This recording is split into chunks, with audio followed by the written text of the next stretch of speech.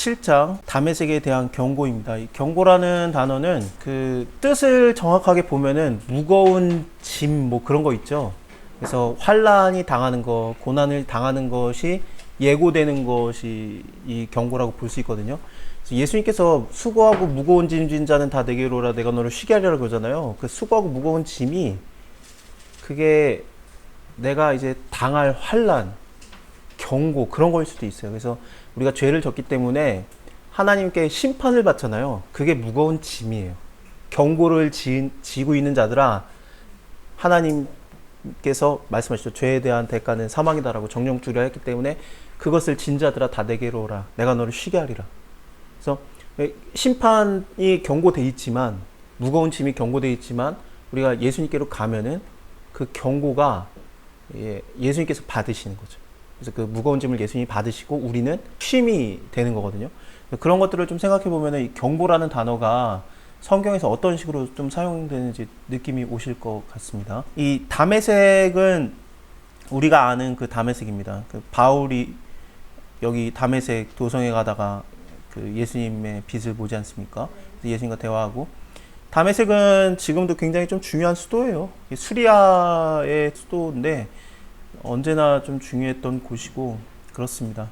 그래서 이곳에 그 기독교 초기 기독교인들이 여기에 숨어 있었었고, 사울은 그러니까 그 바울이 되는 사울이죠. 그래서 이름은 사실은 사울과 바울이 작은 자 큰 자 뭐 그런 게 아니라 사울은 히브리 발음이고 바울은 헬라 발음이에요. 그래서 선교를 나갈 때는 바울이라고 말해주기 시작하고 선교를 나가기 전에는 사울이라고 발음이 됩니다. 그래서 예수님을 만났지만, 그래서 회심을 했지만 그 안디옥 교회에서 있을 때는 사울이라고 이름이 계속 불려요. 시간이 꽤 지났음에도 불구하고. 근데 1차 선교 여행을 떠날 때 바울로 이름이 딱 바뀝니다. 그건 뭐냐면은 이제 헬라 지역으로 가기 때문에 헬라파 이름을 그 받아들인 사람들한테는 그 사울의 히브리 발음이 어려우니까 그런 식으로 발음이 바뀌는 거지. 뭐 사울은 큰 자다, 바울은 작은 자다. 그거는 굉장히 오랜 동안 그렇게 설명이 되었었어요. 그런 줄 알았고, 근데 아닙니다. 죄송합니다. 그게 아니라 그냥 발음의 차이입니다. 어쨌든 그 사울이 그 다메섹에 왜 갔냐면은 예수님을 믿는 자들이 거기 숨어 들어간 거예요. 그래서 그들을 죽이러 간 거예요. 근데 그 가는 길에 그 도상에서 그 길 위에서 예수님을 만나는 거거든요. 그러면은 이곳에서 하나님을 믿는 자들이 남아 있다라는 게 예언이 돼야 되겠죠. 그게 이사야 오늘이에요. 그래서 여기 다메섹에 대한 경고가 무거운 짐이 예고가 되는데, 보라 다메섹이 그 장차 성읍의 모양을 이루지 못하고 무너진 무더기가 될 것이다.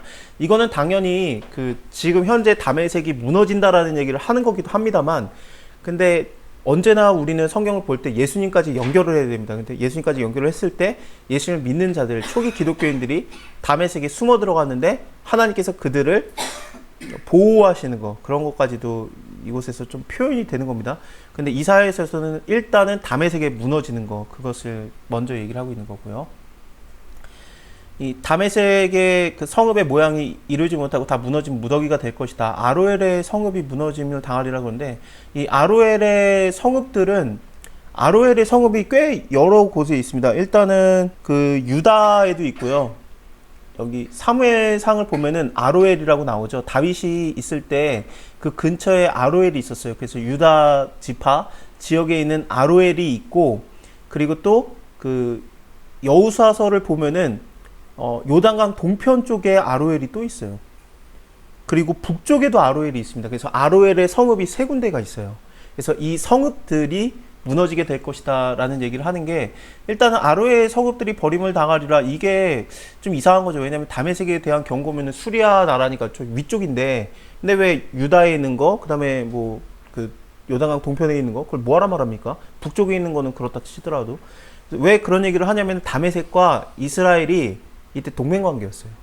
그래서 너의 다메섹도 무너지고 밑에 있는 이스라엘도 내가 무너뜨릴 것이다 라는 하나님의 경고입니다. 이 아로엘의 성읍들이 버림을 당하리니 양 무리를 치는 곳이 되어서 양이 눕되 놀라게 할 자가 없다. 양이 그냥 누워 있는데 양이 있는데 근데 놀라게 할 사람이 없는 사람이 너무 많이 죽어가지고 그렇게 된다라는 얘기입니다. 에브라임의 요새, 그러니까 이스라엘 그 북이스라엘이 무너진다라는 얘기거든요. 북이스라엘의 그 상징인 에브라임 요새와 그다음에 다메섹 나라와 아람의 남은 백성이 멸절하여서 이스라엘의 자손의 영광같이 되리라. 만군의 여호와의 말씀이니라. 그런데 이 이스라엘의 자손의 영광같이 된다라는 게 좀 특이하잖아요. 왜냐하면 분명히 하나님께서 멸망시킨다 그랬는데 이스라엘 자손의 영광같이 되리라라는 게 높아지는 듯한 느낌이 있죠.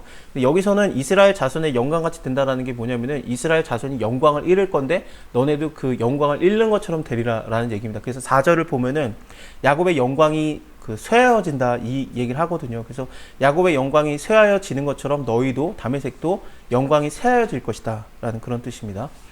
그 살찐 몸이 말라가고 마치 추수하는 자가 곡식을 거두어 가지고 그 손으로 이삭을 베는 것 같고 르바임 골짜기에서 이삭을 줍는 것 같으리라. 그러는데 이 르바임 골짜기는 예루살렘에서 좀 북쪽에 있어요. 그래서 굉장히 좀 아름다운 지역입니다. 이렇게 이게 르바임 골짜기고 굉장히 풍요로웠던 곳이라고 합니다. 르바임 골짜기에서 이삭을 주는 것 같으리라 하는데 이삭을 줍는 거라든지 추수하는 것은 성경에서는 추수하는 것은 심판의 때를 말해요.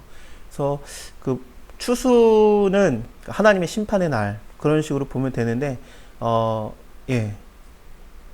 그러나 오히려 주울 것이 남으리니, 그러니까 남겨둔다는 거예요. 하나님께서 다 없애는 게 아니라 남겨두고 감람나무를 흔들 때 가장 높은 가지 꼭대기에 실과 뭐 두세 개 남은 것 같겠고 무성한 나무의 가장 먼 가지에 뭐 네다섯 개 남은 것 같이럼 남겨는 두겠다라는 이런 거거든요.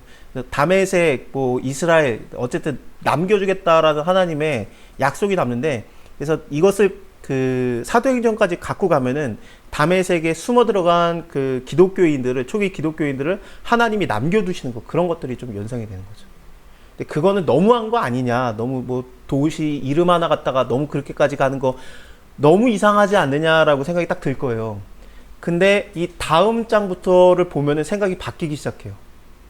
다음 장부터 보면은 구스에 대한 경고를 하는데 그거는 이제 곧 사도행전의 에디오피아 내시와 연결이 되면서 이 복음이 그렇게 전해지는구나 라는 게 계속 나오기 때문에 사도행전과 연관을 안 지을 수가 없을 것 같습니다. 그리고 또 그 이사야가 좋아하는 그날에 이런 단어가 나오거든요. 이거는 그 메시아의 왕권을 가진 날이라고 볼 수밖에 없기 때문에 물론 이게 심판의 날이기도 합니다. 왜냐면 야곱의 영광이 쇠한다 그렇긴 하니까. 근데 심판의 날과 구원의 날은 같이 봐야 되겠지 않습니까? 왜냐하면 심판당한 날에 구원받는 자들도 있으니까 그렇습니다.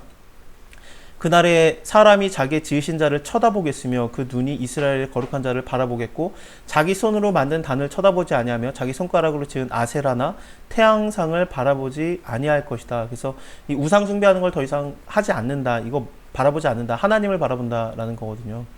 하나님은 구원자예요. 구원의 하나님인데 근데 자꾸 우상으로 만든 것들을 섬기는 건데 그날의 그 경관 성읍들이 옛적에 이스라엘 자손 앞에서 버림받은 숲풀 속의 그 처소와 작은 산 꼭대기의 처소 같아서 황폐하리니 이는 네가 자기의 구원의 하나님을 잊어버리고 그리고 자기의 능력의 반석을 마음에 두지 않은 까닭이라. 그러므로 네가 기뻐하는 식물을 심으며 이방의 가지도 이종하고 이게 포도나무 같은 거를 좀 생각할 수 있는데 그것도 심겨지는데 근데 이방의 가지가 이종되었다라는 것은 이것은 이방인도 구원받는다 그 얘기를 하고 싶어 하는 게 아니라 여기서는 이방인의 가지가 이종되었다는 것은 이방인의 신도 믿는 것 그것이 섞였다라는 뜻입니다.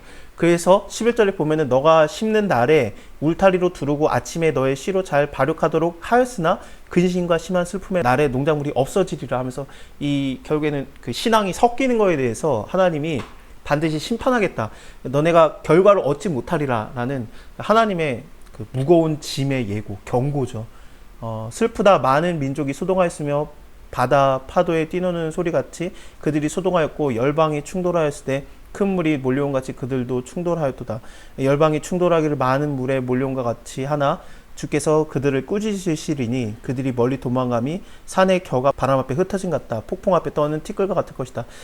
그 시편 1편에 악인은 그렇지 않으며 바람에 나는 겨와 같다 뭐 그런 식으로도 얘기가 되는데 그 바람에 나는 겨와 같다라는 표현은 모세도 굉장히 많이 사용하고 하나님의 심판에 대해서 얘기가 나올 때 늘 그 바람에 나는 겨 얘기가 나오거든요.